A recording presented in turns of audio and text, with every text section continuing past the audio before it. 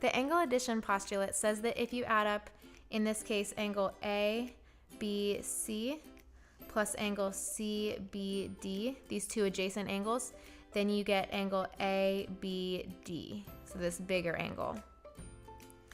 Looking at this example, if we were told that angle ABC equals x and angle CBD equals x plus 3, and if angle ABD equals 18, then you can do x plus 3.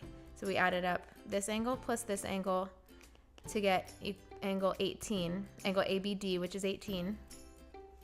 And that's 2x plus 3 equals 18. So 2x equals 18 minus 3, which is 15. And x equals 15 divided by 2, which is 7.5. And then that tells us that this angle must be 7.5, and then this one must be 7.5 plus 3, which is 10.5.